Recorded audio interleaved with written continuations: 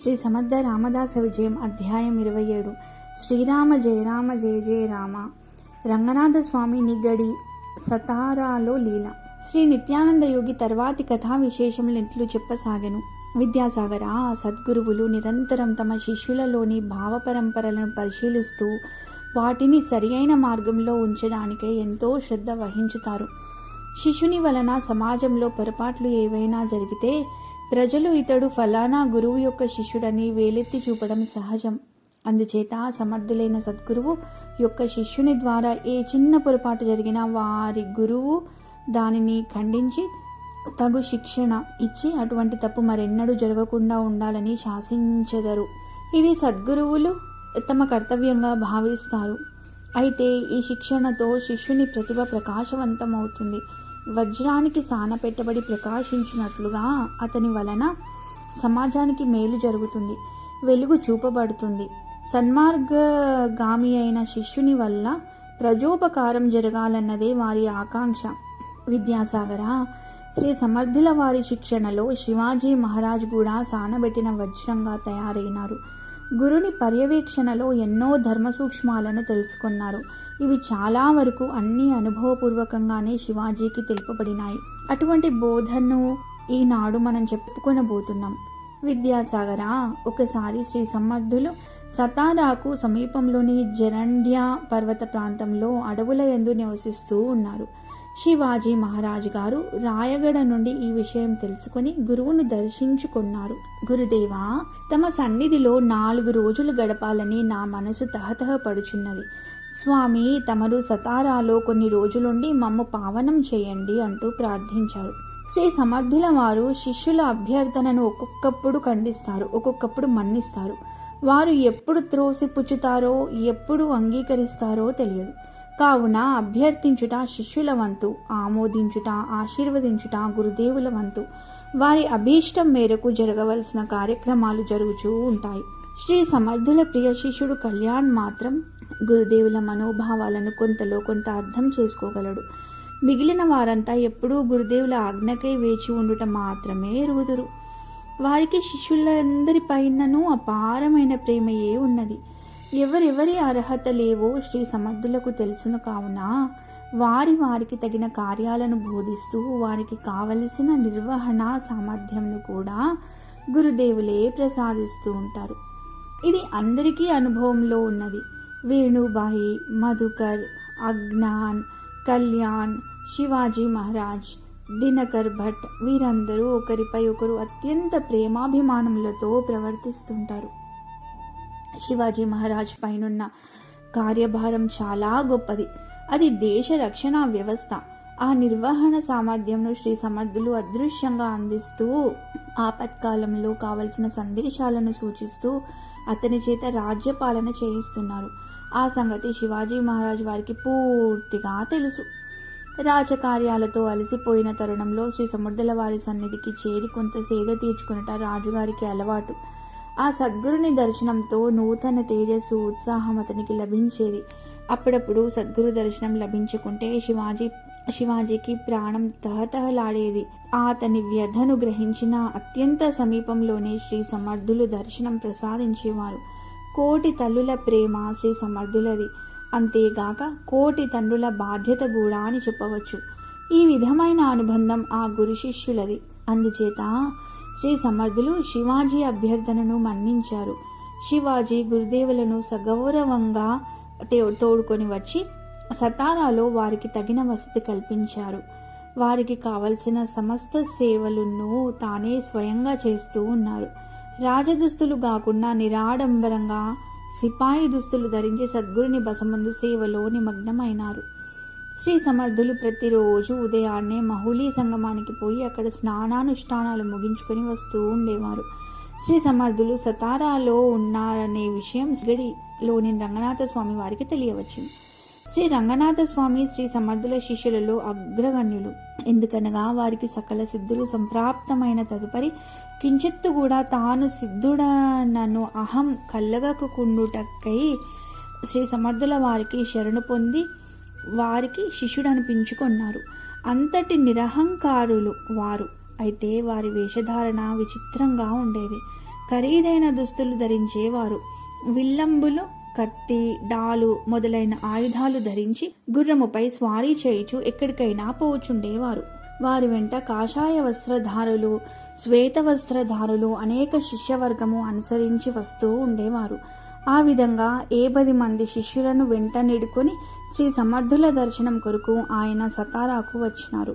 శ్రీ సమర్థుల వారు బస చేసిన ప్రదేశంను తెలుసుకొని తమ రాకను తెలుపవలసినదిగా ఒక శిష్యుని పంపినారు. ఆ వ్యక్తి సరాసరి వచ్చి శ్రీ శివాజీ మహారాజు సిపాయి వేషంలో ఉన్నందున గుర్తించలేక సేవకునిగా భావించి వందనం చేయకనే ఇట్లు పలికెను. ఓ సిపాయి, మా గురుదేవులైన నిగడి రంగనాథ స్వామి వారు 10 మంది శిష్యులతో వేయించేసినారు. వారు శ్రీ సమర్థులకు అత్యంత ప్రియమైన శిష్యులు. వారికి విడిది మరియు అందరికీ భోజన వసతి కల్పించవలసిందిగా మీ శివాజీ రాజా గారితో చెప్పమన్నారు.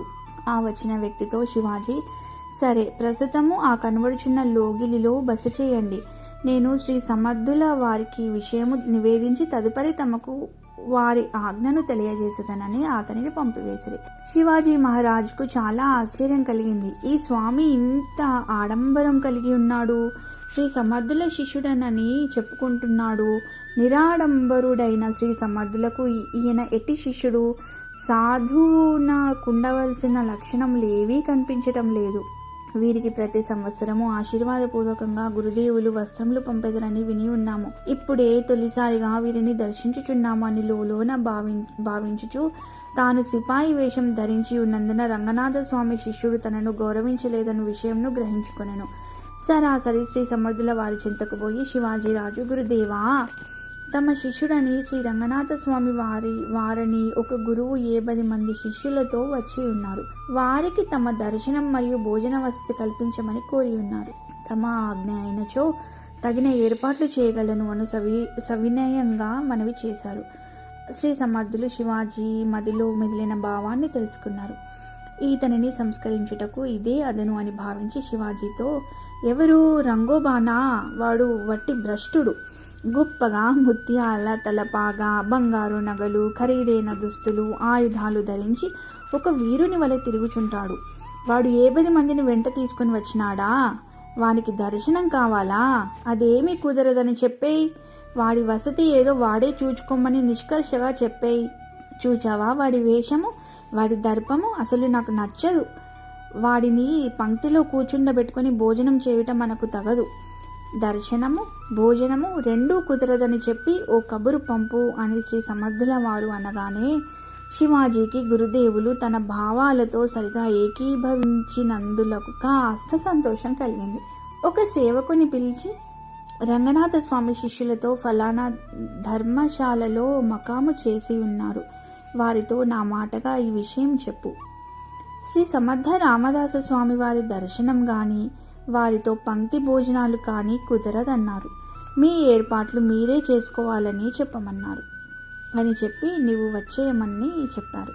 ఆ సేవకునికి కూడా ఈ విషయం ఆశ్చర్యాన్నే కలిగించింది. శ్రీ సమర్థులు దయామయులు. వారు దర్శనం ఇయ్యనన్నారు. శివాజీ మహారాజ్ మహా ఉదారులు. సందర్శనానికి వచ్చిన అతిథులకు ఆతిథ్యం ఇయ్యనన్నారా? ఇదేదో వింతగానే ఉన్నదని భావించారు. అయినా తాను వారు చెప్పినట్లు నడవాలి అని నిర్ధారించుకున్నాడు. శ్రీ రంగనాథ స్వామి వారి విడిది వద్దకు పోయి నిలచి స్వామివారిని దర్శించాడు. కానీ శివాజీ చెప్పమన్న మాటలు వారికి విన్నవించాలంటే అతనికి నోరు రావడం లేదు. అలా నమస్కరించి మౌనంగానే నిలబడి ఉండిపోయినాడు. కొంచెం సేపు చూచి ఆయన, శిష్యులారా పదండి, మనకు భోజనాలకు రమ్మని పిలుపు వచ్చింది, అందరూ ఒక్కసారిగా పోదాం రండి అని వారి శిష్యులను సంబోధించేసరికి కబురు తెచ్చిన సేవకుడు కంగారు పడి, స్వామి అన్నాడు. రంగనాథ స్వామి, ఏమి, ఎందుకు తొట్టుపాటు పడుచున్నావు? వారు ఏమి చెప్పమన్నారో చెప్పు, సందేహిస్తావెందుకు అంటున్నా అతడు చెప్పలేకపోతున్నాడు. అతని స్థితిని గమనించి, ఓహో, శ్రీ సమర్థుల వారు దర్శనానికి అనుమతించలేదు, పైగా మా భోజన ఏర్పాట్లను మేమే చేసుకోవాలని చెప్పమన్నారు, అంతేనా? అదేగా వారు చెప్పి పంపినది, నీవు చెప్పవలసినది. సరే, నీవు వెళ్ళవచ్చు, మా ఏర్పాట్లు మేము చూచుకుంటాము అని ఆ సేవకునితో చెప్పి శిష్యుల వంక చూచి, ఒరేయ్, ఆ పెరట్లో ఏమైనా దొరుకుతాయేమో, ఈ పూట దానితో వంట చేయండి అన్నారు. ఒక శిష్యుడు పోయి చూచి వచ్చి, స్వామి, పెరట్లో ఏమీ లేవు, ఒక దున్నపోతు మాత్రం అటు ఇటు తిరుగుచున్నది అన్నాడు. ఓరి, అది చాలు లేరా ఈ పూటకు అని స్వామి అంటుంటే సేవకుడు తిరిగిపోకుండా అక్కడే నిలిచి, ఏమిటి స్వామి, దున్నపోతు మాంసం తింటారా? అందుకేనేమో శ్రీ సమర్థులు వీరిని దర్శనానికి రానియలేదు అనుకుని మరికొంచెం సేపు అక్కడే నిలబడగా రంగనాథ స్వామి శిష్యుడు, స్వామి, ఆ దున్నపోతును నేను వధించలేను అన్నాడు. అయితే నేనే వస్తున్నా అంటూ ఆ స్వామి పోయి ఒక్క ఉదుటన దాని కొమ్ములు పట్టుకొని తన కరవాలముతో ఒక్కటే రేటుతో దాని తలను ఖండించినాడు. ఆ దృశ్యాన్ని చూసిన సేవకుడు ఇక అక్కడ నిలబడలేక బిరబిరా వచ్చి శివాజీతో తాను చూసిన దృశ్యాన్ని, వారు తీసుకున్న నిర్ణయాన్ని కూడా సవివరంగా చెప్పాడు. వెంటనే శివాజీరాజు వెళ్లి లోపలనున్న శ్రీ సమర్థుల వారికి ఈ విషయాన్ని చెప్పారు. తనలో తాను ఇలా తలంచారు, భోజన ఏర్పాట్లు మనమే చేసినట్లయితే ఇటువంటి హింసాకాండ జరిగేది కాదు కదా. గురుదేవుల ఆజ్ఞ ఎందుకో లేదు, అవగాహనకు రావడం లేదు. భగవాన్, ఏమి ఈ లీల? నా రాజ్యంలో సాధువులు ఇలా చేయుట ఏమి? అలాగని నేను సాధువును నిర్జించలేకపోయితిని అని ఆలోచించుకొనిచుండగా శ్రీ సమర్థుల వారు, శివబా, వాడు భ్రష్టుడనని అన్నాను గదా, నాకు తెలుసు వాడిలా చేస్తాడని, వాడికి తగిన బుద్ధి చెప్పే పంపిస్తానులే, నీవు చూస్తూ ఉండు అన్నారు. శివాజీరాజు మనసంతా వ్యాకులంగానే ఉన్నది. మధ్యాహ్న భోజన సమయానికి శ్రీ సమర్థులు అందరూ భోజనాలు చేయండి అన్నారు. శివాజీ, గురుదేవా, తమరు స్వీకరించిన పిదప మేము ప్రసాదం తీసుకుంటామన్నాడు. శివబా, రంగోబా భ్రష్టుడే అయినా వాడు నా శిష్యుడు కదా, వాడు తిన్నది లేనిది తెలుసుకోకుండా నేను ఎలా తినగలను అన్నాడు. మరి వారి భోజనాలైనవా లేదా అనేది సేవకుని పంపి తెలుసుకోమంటారా అని రాజు ప్రశ్నించగా శ్రీ సమర్థులు అనుమతించారు. వెంటనే రాజు సేవకునికి పురమాయించారు. సేవకుడు బయలుదేరే లోపునే రంగనాథ స్వామి శిష్యుడు ఒకడు వచ్చి ఇలా చెప్పాడు, మా గురువుగారు శ్రీ రంగనాథ స్వామి వారు శ్రీ సమర్థుల వారిని శ్రీరామ ప్రసాదం కొరకు ఆహ్వానిస్తున్నారు అని చెప్పాడు. శివాజీరాజుకి ఇది వినగానే మతిపోయినట్లయింది. ప్రతి విషయము ఈ రోజున చాలా విచిత్రంగా జరుగుచున్నదని భావించుచు లోనికి పోయి శ్రీ సమర్థులకి ఈ విషయం ఎరగించారు. శ్రీ సమర్థుల వారు, ఆహా, పిలుపు వస్తుందనుకుంటూనే ఉన్నాను. వచ్చిందా? అవును, నన్ను పిలవకుండా వాడు భోజనం ముట్టడు అంటూనే లేచి సంతోషంగా బయలుదేరినారు. గురువుల వెంట శివాజీ కూడా నడుస్తుంటే, ఏమీ శివబా, నీవు కూడా వస్తున్నావా అన్నారు. శివాజీ, అవును స్వామి, వస్తున్నానన్నారు. సరే రా, నాకేమీ అభ్యంతరం లేదులే అంటూ ముందుకు నడిచారు. పిలుచుకుని పోవడానికై వచ్చిన రంగోబా శిష్యుడు ముందు నడుస్తుంటే శ్రీ సమర్థులు శివాజీ అతని వెంట నడిచి ఆ ధర్మశాలకు చేరుకున్నారు. శివాజీ మనసంతా అల్లకల్లోలంగా ఉన్నది. వారు వధించిన దున్నపోతు తాలూకు అవశేషాలు అవి ప్రక్కన పెరట్లో పడి ఉంటాయేమో అనే భావన చాలా జుగుప్సాకరంగా వేధిస్తున్నది. శ్రీ సమర్థుల రాక తెలియగానే శ్రీ రంగనాథ స్వామి ఎదురొచ్చి స్వాగతించారు. చేయి పట్టుకుని లోనికి తీసుకెళ్లి ఒక ఉన్నతాసనంపై కూర్చుండ చేశారు. కను సరిగతోనే శిష్యుల వెంట పాదపూజ సామాగ్రి అంతా అమర్చి ఉంచిన పల్లెరములు తెచ్చి ప్రక్కన ఉంచారు. శ్రీ రంగనాథ స్వామి వారు, గురుదేవా, నేనెంతో అదృష్టవంతుడిని. ఈరోజు తమరు దయతో తప్పక పాదపూజకు అనుమతి ఇవ్వాలి అని ప్రార్థించాడు. శ్రీ సమర్థులు అనుమతిగా తల ఊపారు. శ్రీ రంగనాథ స్వామి అత్యంత భక్తి శ్రద్ధలతో గురుదేవులకు పాదప్రక్షాళన చేసి పుష్పాలతో అర్చించారు. పాదతీర్థాన్ని తలపైన చల్లుకొని తీర్థంగా లోనికి స్వీకరించారు. పాదాల వద్ద వండిన పదార్థమును తెచ్చి శిష్యులుంచగా నివేదించారు. అంతసేపు ధ్యాన ముద్రలోనే శ్రీ సమర్థులున్నారు. తదుపరి హారతినిచ్చి గురుదేవులకు జయ జయ రఘువీర సమర్థ అని జయనాదములు చేయగా శ్రీ సమర్థులు కూడా శృతి కలిపారు.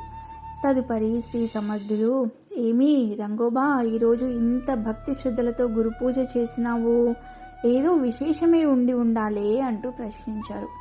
అందుకు రంగోబా, స్వామి, తమకు తెలియనిదేముంది గురుదేవా, నేను ఈ రోజున దున్నపోతును వధించాననే ఆరోపణము చేయబడినది కదా, దానికి ప్రాయశ్చిత్తము చేసుకుంటున్నాను. దయతో నన్ను విముక్తుణ్ణి ప్రార్థిస్తు. శ్రీ సమర్థ స్వామి, సరేలే కానివ్వు, ఏం చేస్తాం, త్వరగా వడ్డన కానివ్వు, శ్రీరాముల ప్రసాదానికి రమ్మన్నావని వచ్చాను అన్నారు. శివాజీ మహారాజ్తో సహా అందరికీ విస్తర్లు వేసినారు. గురుదేవులకు ఒకవైపున రంగోబాకు, మరొక వైపున శివాజీకి పీటలు వేసి విస్తరాకులు వేశారు. శిష్యుల వడ్డన చేసేలోపు శ్రీ సమర్థులు, రంగోబా, అయిందేదో అయింది. మనం భోజనాలు చేసే సమయంలో ఆ దున్నపోతు అవశేషాలు ఎందుకు అక్కడ? వాటిని యథాస్థానానికి చేర్చు అన్నారు. రంగోబా వెంటనే, గురుదేవా వస్తున్నా, ఒక్క క్షణం, తమ ఆజ్ఞ అయింది కదా అని పని పూర్తి చేసి వస్తాను అంటూ చేతిలోకి కమండలం తీసుకుని పెరట్లోకి వెళ్ళుచుంటే శ్రీ సమర్థులు, శివబా, నీవు వెళ్ళి పెరట్లో కాళ్ళు కడుక్కొని భోజనానికి త్వరగా రా అన్నారు. శివాజీ రాజు కూడా పెరట్లోకి వెళ్ళగా రంగోబా స్వామి తన కమండలంలోని నీరు చేతిలోనికి తీసుకొని అభిమంత్రించి, శ్రీ సమర్థుల వారి ఆజ్ఞ అయింది, ఇక లేచిపో అంటూ ఆ దున్నపోతు అవశేషాలపైన చల్లినారు. శివాజీ తన కళ్ళను తానే నమ్మలేకపోయినారు. అలా చూస్తుండగానే క్షణంలో దున్నపోతు లేచి తిరగాడుచున్నది. మనసంతా ఆశ్చర్యానందాలతో నిండిపోగా కాళ్ళు కడుగుకొని వచ్చినారు. శివబా, నేనీ భ్రష్టాహారమునే శ్రీరామ ప్రసాదమని భుజించబోచున్నాను, మరి నీ సంగతి ఏమిటని ప్రశ్నించారు. ఈ వింతలన్నీ చూస్తూ శివాజీ, గురుదేవా, తమరే ఆహారం స్వీకరించేదరో అదే మాకును ప్రసాదం అని కాళ్ళు తుడుచుకొని భోజనానికి కూర్చున్నారు. శివాజీకి మరింత ఆశ్చర్యకరమైన విషయం ఏమిటంటే, విస్తర్లలో వడ్డించిన పదార్థాలు గుమగుమలాడుచు పంచభక్ష పరమాన్నములుగా గోచరిస్తున్నవి. గురుదేవుల శక్తియుక్తులు తన కన్నా శ్రీ రంగనాథ స్వామియే బాగా గుర్తించినారని, నిజంగా వారే శ్రీ సమర్థులకు తగిన శిష్యులని భావించుకుంటూ గురుదేవుల చెలోక్తులు, రంగోబా సమాధానాలు వింటూ హాయిగా భోజనం ముగించినారు. తదుపరి రంగోబా శ్రీ గురుదేవులకును శివాజీకును నూతన వస్త్రములు, తాంబూలములు సమర్పించారు. శ్రీ సమర్థులు రంగోబాను మనస్ఫూర్తిగా ఆశీర్వదించి వీడుకోలు తీసుకున్నారు. శివాజీ వెంట రాగా శ్రీ సమర్థులు తిరిగి తమ బసకు చేరుకున్నారు. ఈ లీలంతా ఎందుకు జరిగిందో అర్థం కాని శివాజీకి గురుదేవులను అడిగే ధైర్యం లేక అలాగే మదనపడుచున్నారు. శ్రీ సమర్థులే స్వయంగా శివాజీని చేరదీసుకుని, శివబా, చూచావా రంగోబా ఎంత ప్రతిభాశాలియో? అతని వేషముని ప్రేమించాలా, అతని భక్తిని శక్తిని ప్రేమించాలా చెప్పు. ఉదయం నీ మనసులో అతని వేషం చూడగానే సాధు అంటే ఇలాగా ఉంటారా అని శంక వచ్చింది, అవునా అని ప్రశ్నించారు. అసలే తికమకపడుచున్న శివాజీ మహారాజుకు ఈ ప్రశ్నతో తన అపరాధమేమిటో తెలియవచ్చింది. గురుదేవా, మన్నించండి, నాకు అలాంటి భావం కలిగిన మాట సత్యం. అంతేగాక తమరు కూడా ఆయనను భ్రష్టుడనేసరికి నా భావం సరి అయినదేనను నమ్మకం కూడా కలిగి అతనిపై ఏహ్యత పటిష్టమైనది. ఆ పైన సేవకుడు వచ్చి అచట చూచిన వృత్తాంతమంతయు చెప్పిన తర్వాత నాలో మరింత అసహ్యత దృఢపడింది. దయతో తమరు ఆయన ఆహ్వానంను మన్నించి బయలుదేరినప్పుడు కనీసం తమ ఇరువురి అంతరంగంలో నేను అర్థం చేసుకోలేకపోయిన దీనుడను, కానీ తమ కరుణా ప్రస్తారము నాపై ప్రసరింపజేసి నన్ను కృతార్థుడను గావించుటకే ఆ చనిపోయిన దున్నపోతును బ్రతికించుట జరిగినది. ఈ లీలంతా నాకు ఇప్పటి వరకు అగమ్య గోచరంగానే ఉన్నది. గురుదేవా, ఇంకా ఇప్పటికీ అంతు చిక్కనిది ఒక ప్రశ్న వేధిస్తూనే ఉన్నది అంటూ వారి పాదాలంటి నమస్కరించినారు. శివాజీకి హితబోధ. శ్రీ సమర్థులు చిరునవ్వులు చిందిస్తూ, శివబా, సాధువు అంటేనే సాధుత్వ మూర్తీభవించిన వ్యక్తి. వారు సర్వజీవుల యందుండు ఆత్మయే తనయందున్నదని దర్శించిన మహానీయులు. ఏ జీవికి హింస కలగరాదని కనీసం క్రూరమృగాల పట్ల కూడా కాఠిన్యతను ప్రదర్శించక దాని ఆకారమునకు విలువనీయక అందుండు పరమాత్మనే దర్శించెదరు. కావుననే ఘోరారణ్యములయందు నివసించినను వారికి భయమన్నది లేదు.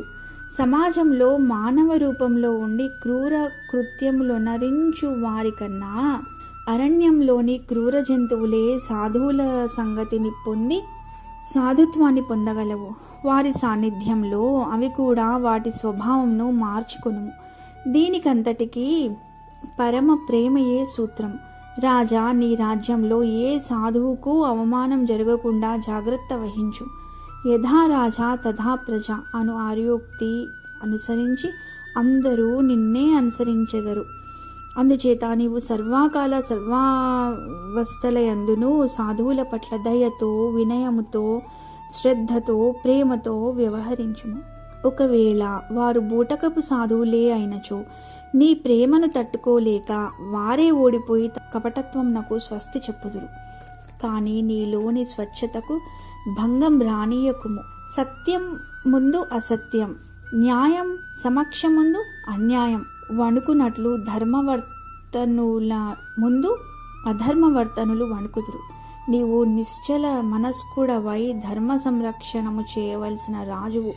నీ వలన కాకున్నను నీ భటుల వలన కానీ నీ ప్రజల వలన కానీ సాధు సంతులకు నొప్పి కలగకుండా చూడవలసిన బాధ్యత నీది. ప్రజలొనరించు సకల కార్యముల యొక్క ప్రతి ఫలం నందు రాజునకు భాగం కలదు. రాజా, నీ మనోభావములను సరిచేయుట కొరకే ఈ వింత నాటకం కల్పించబడినది. ఆత్మ పరమాత్మల అభేదమును ఎరిగిన వారికి ప్రకృతిపై ఆధిపత్యం ప్రాప్తిస్తుంది. తద్వారా ఘటనాఘటన సామర్థ్యం అనిమాద్యష్ట సిద్ధులు లభిస్తాయి.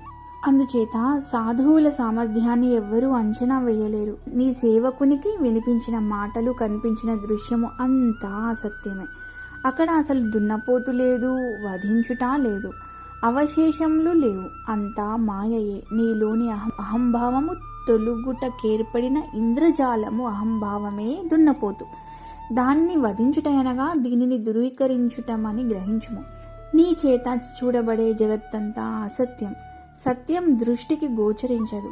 సత్పదార్థమును ధరించి ప్రకృతి చిత్కలలతో వెలుగుచూ దృష్టికి గోచరిస్తూ ఉన్నది. కాబట్టి యదృశ్యం తన్నశ్యం అన్న ఆర్యోక్తి ప్రకారం దృష్టికి కనిపించేదల్లా నశింపు కలిగి ఉన్నది.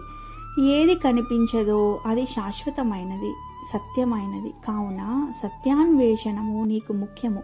అందులకు కావలసినది సద్వివేకము అని తెలియవలెను. అనగా సత్ అసత్ల జ్ఞానము. దానినే నిత్యానిత్య వివేకమని కూడా వ్యవహరించెదరు. రాజా, నీకు రాజ్యపాలనము ఎంత ముఖ్యమో ఆత్మ సామ్రాజ్య పాలనము కూడా అంతే ముఖ్యం. నీవు దానిపై కూడా ఆధిపత్యం వహించాలన్నదే మా ఆశయం. అందులకే ఇంత తపన. ఇప్పుడు నీ సందేహాలన్నీ తీరినవా? ఇంకేమైనా కలవా అని ప్రశ్నించారు. శివాజీ మహారాజ్, స్వామి గురుదేవా, తమ అనుగ్రహం వలన ఈ దీనుడు క్రమంగా మాత్రమే ఆధ్యాత్మిక విషయములు గ్రహించగలుగుచున్నాడు. తమ అపార కృపయు మా తల్లిగారి బోధనలును నిన్ను నిలబెట్టుచున్నవి. ఈ రాజ్యభారము వదిలినచో ఆత్మ సామ్రాజ్యము లభించునని యోచించితిని. దానికి తమరంగీకరించక ఈ కార్యభారమును వహింపమని శాసించుచున్నారు.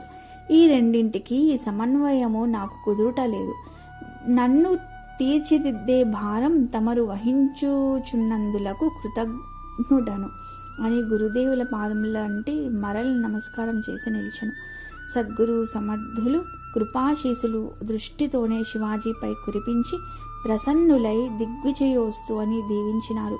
తదుపరి శ్రీ రంగనాథ స్వామి వారు శ్రీ సమర్థులను శ్లాఘించుచు కటిబంధ్ అను పద్య కావ్యమును రచించి సద్గురు చరణాల విందముల కడ సమర్పించిరి. శివాజీ యందు ప్రసన్నులై ఆ సద్గురువులిరువురు అనగా శ్రీ సమర్థులును శ్రీ రంగనాథ స్వామి వారును కొన్ని రోజులు సతారాయందు గడిపినారు. ఆ శుభ సందర్భం అచ్చట చేరి ఉన్న అనేక మంది శిష్య వర్గమునకు సువర్ణావకాశంగా అమరినది. నిత్యము మహుళీ సంగమ స్నానము, సద్గురువుల ప్రవచనము శ్రవణం చేసే భాగ్యం, వారి సమక్షంలో ప్రసాదం స్వీకరించే భాగ్యం వారికి లభించినది. తదుపరి ఎవరి స్థానములకు వారు వెళ్ళినారు. శ్రీ సమర్థులు అడవులలో తిరుగుచున్నను నిరంతరం ఎక్కడ ఏమి జరుగుచున్నదో వారి అంతరదృష్టితో గమనించుచునే ఉండేవారు. శివాజీకి ఏదైనా క్లిష్ట పరిస్థితి ఏర్పడినచో వెంటనే శ్రీ సమర్థులను ధ్యానించగానే అదృశ్యంగానే అక్కడి పరిస్థితులను చక్కబరిచేవారు. అది ఏ వారి సామర్థ్యం. సద్గురువుల సాంగత్యం ద్వారా పొందలేనిది లేదని ప్రతి వారికి తెలియాలి. తెలియకపోతే అవకాశాలను జారవిడ్చుకొనుటే జరుగుతుంది అని నిత్యానందుల వారు జయ జయనాదములు చేసినారు. అందరూ వారితో శృతి కలిపినారు. జయ జయ రఘువీర సమర్థ, శ్రీరామ జయ రామ, జయ జయ రామ.